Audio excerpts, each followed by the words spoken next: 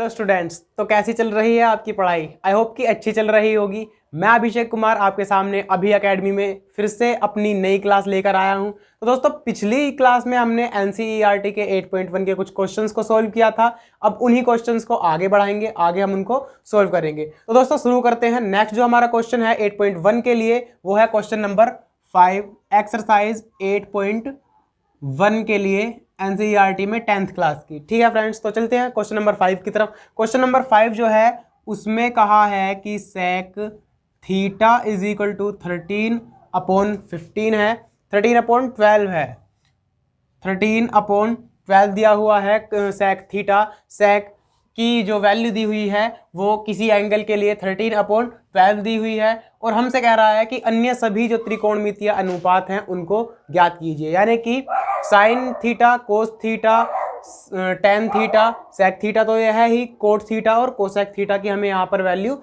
निकालनी है। तो फ्रेंड्स सबसे पहले जो है हमको हमने पिछली वीडियो में बताया था कि हमें LAL और KKA यानी कि लाल बटे कका से इनको याद रखना है। यानी कि लंब बटे कर्ण जो होता है वो होता है साइन, और आधार बटे कर्ण जो होता है वो होता है कोस, लंब बटे आधार जो होता है वो होता है टेन। तो साइन कोस टेन हो गए, और उसी प्रकार से नीचे जब इनका उल्टा करेंगे तो ये कोट हो जाता है, ये सेक हो जाता है और ये कोसेक हो जाता है। तो इस प्रकार से हम इनको याद रखते हैं। तो हमें sign theta, cos theta, tan theta, coat theta और कोसेक थीटा की वैल्यूज को फाइंड आउट करना है। तो फ्रेंड्स सबसे पहले हम देख लेते हैं कि हमें किस किस चीज की जरूरत पड़ने वाली है। तो सेक थीटा दिया हुआ है। सेक थीटा होता है, सेक थीटा क्या है, ये कोस का उल्टा यानी कि कर्ण बटे आधार होता है। तो कर्ण बटे आधार यानी कि K/A हमें दिया हुआ है 13/12। तो K जो है वो है 13 और A जो है वो 12 है। अभी हमारे पास लंब की वैल्यू नहीं है, तो लंब की वैल्यू हम निकाल लेंगे पाइथागोरस प्रमेय की सहायता से। तो पाइथागोरस प्रमेय को लिखेंगे। तो पाइथागोरस प्रमेय होती है K² is equal to L² plus A², यानी कर्ण का स्क्वायर इज इक्वल टू लंब का स्क्वायर प्लस आधार का स्क्वायर। अब K² की जो वैल्यू है वो है हमारे पास 13 का स्क्वायर कर देंगे इज इक्वल टू L का स्क्वायर हमें फाइंड करना है, A का स्क्वायर यानी कि A की वैल्यू है 12, तो 12 का स्क्वायर हो जाएगा। 13 स्क्वायर होता है 169 is equal to L² plus 12 का स्क्वायर करते हैं तो 144 आ जाता है। ठीक है फ्रेंड्स, इसके बाद हमें सिर्फ L की वैल्यू चाहिए यानी कि लंब की वैल्यू चाहिए। तो L को खाली इधर छोड़ देंगे, बाकी जो भी वैल्यूज हैं नंबर्स में उनको एक साइड रख लेंगे। यानी कि 169 इसको -144 कर देंगे इज इक्वल टू L², या इसको चेंज करके लिखें तो L² is equal to 169 minus 144। 169 में से 144 को माइनस करेंगे तो 9 में से 4 जाएगा 5 बचेगा, 6 में से 4 जाएगा 2 बचेगा, तो L² इज इक्वल टू आ जाएगा 25। तो L की जो वैल्यू है वो हमारे पास √25 आ जाएगी, जिसको हम कुछ इस प्रकार से भी लिख सकते हैं। √25 की जो वैल्यू होती है वो क्या होती है हमारे पास, √25 की वैल्यू होती है 5। तो L इज इक्वल टू आ जाएगा 5। तो हमारे पास जो लंब की वैल्यू है, L की वैल्यू है वो 5 आ गई है। तो अब हमारे पास लंब, कर्ण और आधार तीनों ही वैल्यूज हैं, तीनों ही भुजाएं हैं एक एंगल के लिए। ठीक है फ्रेंड्स, तो उसमें अब हमको निकालना है साइन थीटा। हमें सभी जो त्रिकोणमितीय अनुपात थे वो सभी निकालने हैं। तो साइन थीटा क्या होता है, लंब बटे कर्ण होता है। तो लंब की वैल्यू आ गई है 5 और बटे कर्ण की जो वैल्यू थी पहले से वो थी 13, तो 5/13 आ जाएगा पहला आंसर। उसके बाद कोस थीटा निकालेंगे। कोस थीटा वैसे तो खैर आधार बटे कर्ण होता है, लेकिन अगर हम सीधा सीधा सेक का उल्टा कर देंगे तब भी वही आ जाएगा हमारा।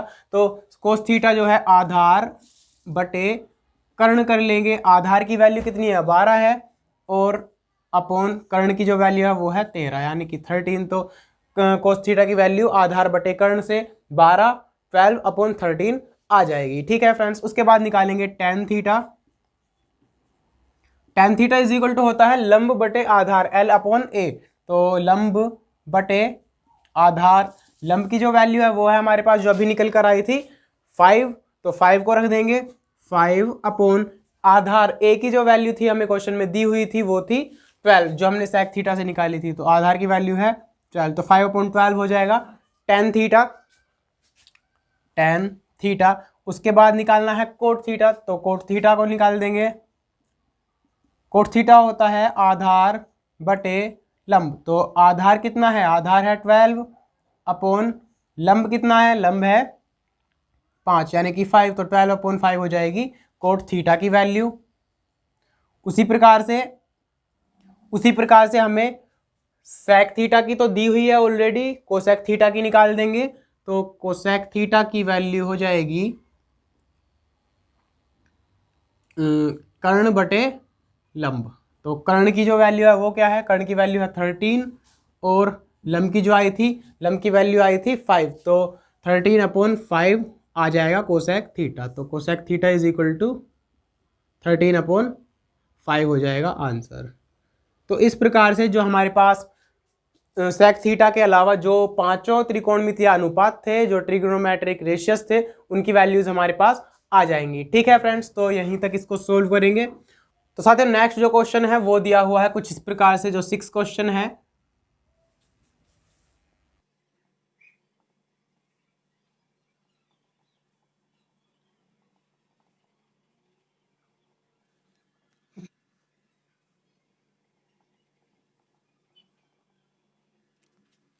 तो फ्रेंड्स नेक्स्ट क्वेश्चन है एंगल ए और एंगल बी न्यून कोण है, जो कोण ए है कोण बी है वो न्यून कोण है, और कोस ए बराबर कोस बी है। तो हमें दिखाना है कि एंगल ए बराबर होगा एंगल बी के, यानी कि एंगल ए और एंगल बी दोनों सेम होंगे, इक्वल होंगे, बराबर होंगे। तो कैसे करेंगे, सबसे पहले हम इसकी आकृति बना लेंगे। आकृति कुछ इस प्रकार से बन जाएगी, इसमें ध्यान से देखेंगे, ये कह रहा है कि एंगल ए और एंगल बी न्यून कोण है। न्यून कोण का मतलब क्या होता है दोस्तों, न्यून कोण का मतलब होता है जो 90 डिग्री से कम हो, यानी कि 90 माइनस होते हैं जो न्यून कोण का मतलब। तो समकोण की बात करते हैं हम हमेशा, त्रिकोणमिति में समकोण त्रिभुज की बात करते हैं, ठीक है। तो ये 90 डिग्री हो गया।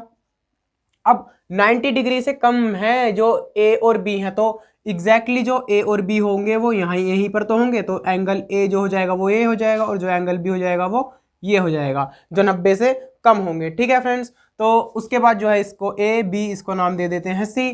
तो एक आकृति बन गई हमारे पास एंगल ए सी बी की। ठीक है फ्रेंड्स, तो उसके बाद जो है कोस ए बराबर कोस बी दिया हुआ है। तो सबसे पहले जब हम निकालेंगे तो कोस ए को निकालेंगे, यानी कि एंगल ए के लिए काम कर रहे हैं।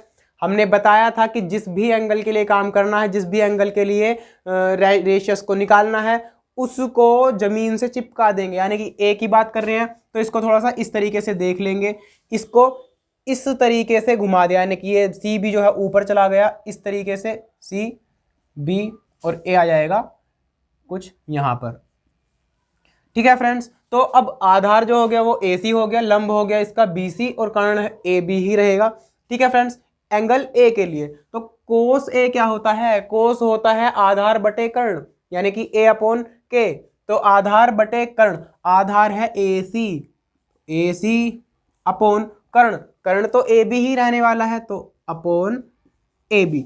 तो कोस ए की वैल्यू निकल गई हमारे पास ए सी अपॉन ए बी। उसी प्रकार से कोस बी की निकाल लेंगे।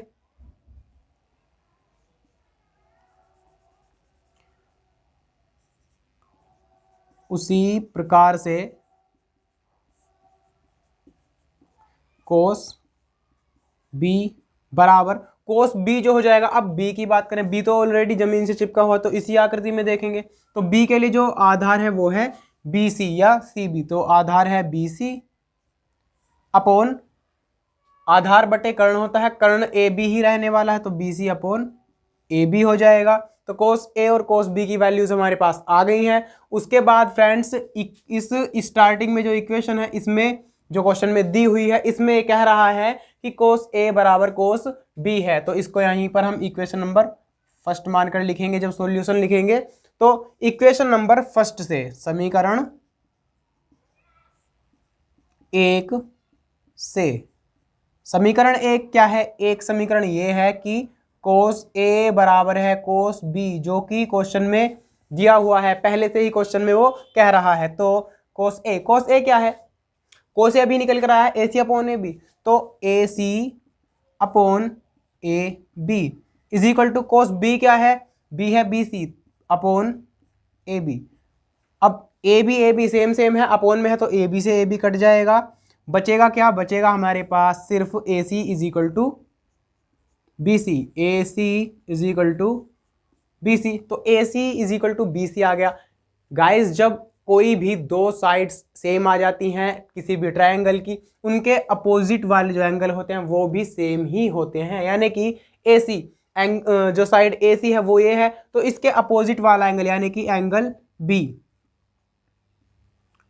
इक्वल हो जाएगा बी सी वाली साइड है ये, तो इसके अपोजिट वाला एंगल यानी कि एंगल ए, तो एंगल बी इक्वल हो जाएगा एंगल ए के, तो angle B is equal to angle A, या कहें कि angle A is equal to angle B. अब हमें प्रूफ क्या करना था, यही तो प्रूफ करना था, तो ये प्रूफ करके हम लेकर आ गए इसको। ठीक है फ्रेंड्स, तो angle A is equal to angle B, hence proof, यहीं तक हमको इसको सोल्व करना है। ठीक है फ्रेंड्स, तो ये सोल्व हो जाएगा। तो गाइस चलते हैं नेक्स्ट क्वेश्चन की तरफ। नेक्स्ट क्वेश्चन है क्वेश्चन नंबर 7, जिसमें cot theta is equal to 7/8 है, और हमसे कह रहा है कि वैल्यू फाइंड आउट करनी है 1 plus sine theta into 1 minus sine theta upon 1 plus cos theta into 1 minus cos theta और कोट स्क्वायर थीटा की। तो सबसे पहले देखते हैं कि साइन थीटा कोस थीटा की वैल्यूज को निकालना पड़ेगा, तभी हम उनकी वैल्यूज को इसमें पुट करके इसको सोल्व करेंगे। तो उसके लिए जो है हमको त्रिभुज की तीनों भुजाओं के बारे में पता होना जरूरी है, यानी कि लंब, कर्ण और आधार ज्ञात होने जरूरी है। तो हम यहाँ से निकाल लेंगे। तो कोट थीटा हमें दिया हुआ है 7/8। कोट थीटा होता क्या है, कोट थीटा होता है आधार बटे लंब, यानी कि आधार की वैल्यू है 7 और लंब की वैल्यू है 8। तो कर्ण निकाल लेंगे यहाँ से, जो तीसरी भुजा नहीं है उसको निकाल लेंगे पाइथागोरस प्रमेय से।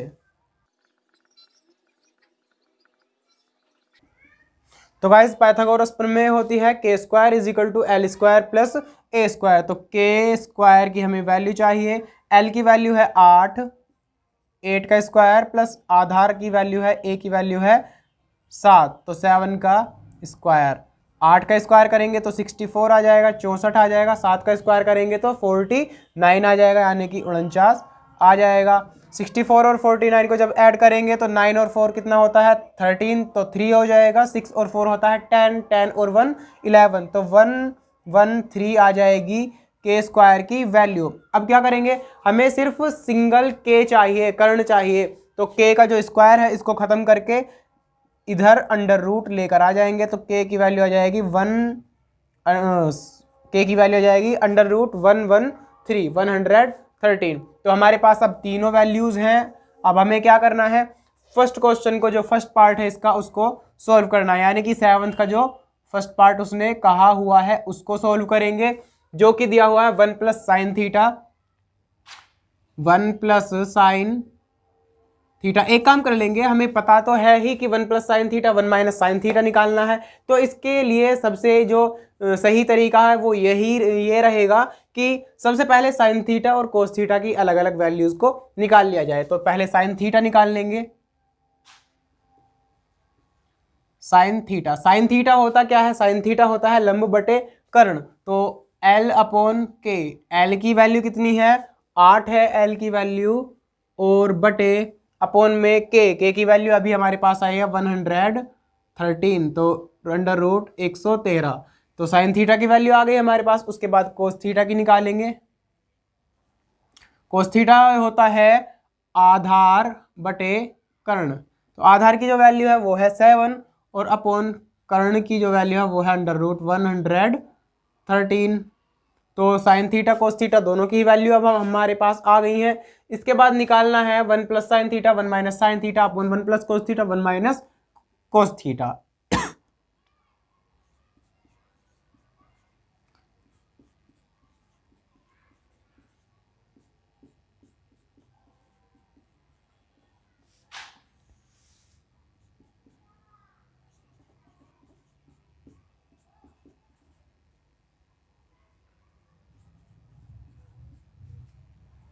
तो दोस्तों 1 plus sine theta 1 minus sine theta upon 1 plus cos theta 1 minus cos theta की वैल्यू हमको निकालनी है। कैसे निकालेंगे इनको? तो दोस्तों इस वैल्यू को सोल्व करेंगे, यानी कि साइन थीटा कोस थीटा की वैल्यूज रखेंगे और उसके बाद इसको सोल्व करेंगे। लेकिन उससे पहले हम देख लेते हैं कि 1 प्लस साइन थीटा है 1 माइनस साइन थीटा है, तो इसको करने के लिए जो सरल तरीका होगा वो ये होगा, हमारे पास एक फॉर्मूला होता है a plus B bracket a minus B, ये होता है a square minus B square, यानी कि अगर a प्लस बी में है उसके बाद मल्टीप्लाई a माइनस बी में है तो उसको हम a square minus B square कर देंगे। ठीक है फ्रेंड्स, तो a square minus B square यहाँ पर भी यही काम हम करने वाले हैं, इसमें भी और इसमें भी। तो लगा देंगे a square minus B square, तो a के स्थान पर है 1 तो 1 का स्क्वायर करेंगे, 1 का स्क्वायर तो 1 ही रहता है, तो 1 माइनस बी स्क्वायर यानी कि sine square theta. Sine theta का जब स्क्वायर करेंगे तो स्क्वायर जो है सिर्फ वो साइन पर ही आएगा, यानी कि साइन स्क्वायर थीटा हो जाएगा। तो 1 minus sine square theta upon, उसी प्रकार से अपॉन में 1 plus cos theta 1 minus cos theta है तो इसका हो जाएगा 1 माइनस कोस स्क्वायर थीटा। अब साइन थीटा की वैल्यू क्या है हमारे पास? साइन थीटा की वैल्यू आई है 8 अपॉन अंडर रूट 113, तो 1 माइनस 8 अपॉन अंडर रूट 113 का स्क्वायर। जब साइन स्क्वायर थीटा है तो जो भी साइन थीटा की वैल्यू होगी उसका स्क्वायर कर देंगे। उसके बाद अपॉन में है इसके 1 माइनस कोस स्क्वायर थीटा की वैल्यू है तो 1 माइनस 7 अपॉन अंडर रूट 113 का होल स्क्वायर। यहाँ पर इसको सोल्व कर देंगे, तो इसके बाद जो है इसको सोल्व करके लेकर आएंगे तो 1 माइनस 8 का अलग स्क्वायर हो जाएगा, अंडर रूट 113 का अलग स्क्वायर हो जाएगा, तो 8 का स्क्वायर करेंगे 64 आ जाएगा अपॉन 100 अंडर रूट 113 है तो रूट से स्क्वायर से रूट खत्म हो जाएगा तो सिर्फ 113 बचेगा, और अपॉन में 1 माइनस 7 का स्क्वायर करेंगे तो 49 आएगा अपॉन अंडर रूट 113 का स्क्वायर करेंगे तो 113 ही आ जाएगा। उसके बाद इसको सोल्व कर लेंगे इस तरीके से, इसके अपॉन में 1 मानेंगे, इसके अपॉन में 113 बन जाए 113 एकम 113, पहले ऊपर वाले को सोल्व करेंगे 113 एकम 113 तो 113 आ गया, फिर इसकी इधर मल्टीप्लाई 113 एकम 113, फिर बीच में माइनस है तो माइनस, उसके बाद 64 की 1 में गुणा करेंगे तो 64 एकम 64, उसी प्रकार से नीचे कर लेंगे। देखिए जरा ध्यान से हमने किया क्या है, इसको सोल्व करने के लिए पहले इन जो बटे वाली संख्या उनके आपस में मल्टीप्लाई कर ली, यानी कि 113 एकम 113, उसके बाद क्रॉस मल्टीप्लाई कर ली 113 एकम 113 64 एकम 64, उसी प्रकार से नीचे कर लेंगे 113 एकम 113 एकम 113, बीच में माइनस है तो माइनस लगाएंगे 49 एकम 49, तो ये कुछ इस प्रकार से आ जाएगा। 113 में से 64 को हटाएंगे तो 49 बचेगा, यानी कि 49 बचेगा, और अपोन में है इसके 113, और इसके भी अपोन में है 113 में से 49 को घटाएंगे तो 64 बचेगा, और इसके अपोन में है 113। ठीक है फ्रेंड्स, इसको रफ कर देते हैं। उसके बाद जब इस तरीके से डबल आ जाता है ये अपोन में तो इसको हम उल्टा कर देते हैं, यानी कि जो अपोन वाली संख्या है 113 तो ये 49 अपॉन 113 है ऊपर वाला पार्ट।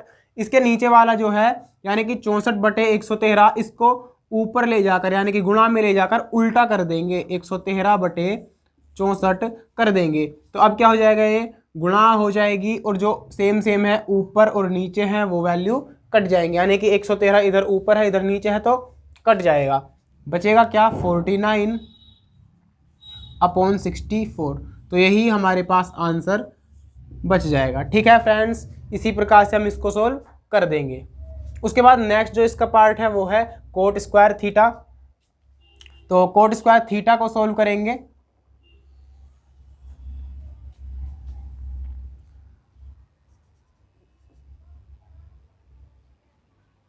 कोट स्क्वायर थीटा के लिए सीधा सीधा सा है गाइज, कोट थीटा की हमें वैल्यू दी गई है, कोट थीटा की है 7/8, तो इसका स्क्वायर ही तो करना है, तो सीधा सीधा 7/8 इसका स्क्वायर है ना कोट का, तो जो कोट थीटा की वैल्यू है उसका भी स्क्वायर ही कर देंगे। तो 7/8 का स्क्वायर, 7 का स्क्वायर करेंगे तो 7 7 जा 49 यानी कि 49 आ जाएगा। 8 का स्क्वायर करेंगे तो 8 8 जा 64 यानी कि 64 आ जाएगा। तो कोट स्क्वायर थीटा की वैल्यू हमारे पास 49/64 आ जाएगी। इसी प्रकार से गाइज इसको हम सोल्व कर लेंगे। ठीक है फ्रेंड्स, तो गाइज आज की हमारी इस वीडियो में बस इतना ही। आगे जो भी हमारे क्वेश्चंस बचे हुए हैं एनसीईआरटी के 8.1 के लिए, वो आगे आने वाली वीडियोस में आपको मिल जाएंगे, और इसके अलावा जो भी चैप्टर्स हैं बाकी सभी चैप्टर्स के सॉल्यूशन भी आपको मिल जाएगी। ठीक है फ्रेंड्स, और दोस्तों इसके साथ साथ मैं अब साइंस और इंग्लिश की भी सॉल्यूशन आपको प्रोवाइड कराने वाला हूं, तो जल्दी से जल्दी 10th और 12th क्लास की जो प्रिपरेशन है उसको और भी ज़्यादा स्ट्रॉन्ग करने के लिए हमारे इस चैनल के साथ जुड़ जाइए। जल्दी से हमारे चैनल को सब्सक्राइब कर दीजिए, बेल आइकन को प्रेस कर दीजिए, और जो भी आपके फ्रेंड्स हैं जो बोर्ड एग्जाम्स की प्रिपरेशन कर रहे हैं उनके पास हमारे इस चैनल को, हमारे सभी वीडियोज़ को शेयर कर दीजिए। धन्यवाद।